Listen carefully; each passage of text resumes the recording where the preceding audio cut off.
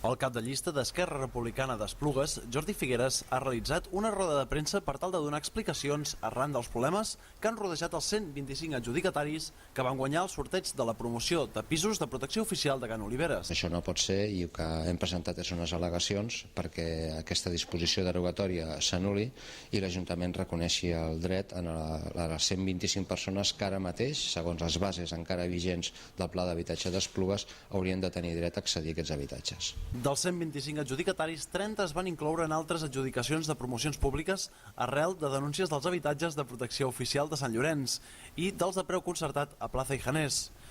La resolució que nosaltres ens agradaria que sortís és reconèixer els drets d'aquelles persones, aquells ciutadans i ciutadanes d'Esplugues que es van presentar a un concurs públic amb unes bases determinades a que se'ls reconegui els seus drets. Per aquest motiu, tal com ha anunciat el mateix portaveu republicà, han presentat al·legacions per tal que aquesta disposició derogatòria s'anul·li i l'Ajuntament reconegui el dret a les 125 persones que els hi pertoca l'habitatge. En tot cas, l'error, i nosaltres sí que considerem que aquest és un error flagrant,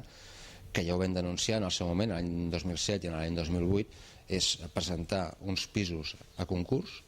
quan encara no s'havia mogut ni una palada de terra per fer ni tan sols els fonaments. Figueres ha reconegut que el principal problema radica en la suspensió de pagaments de l'empresa Sacresa, que posa incertesa en qui haurà de construir els habitatges de promoció pública, si la mateixa empresa o el banc o caixa amb el qual tenia els deutes pendents. Però en cap cas és motiu per deixar sense pis a les persones que els hi pertoca.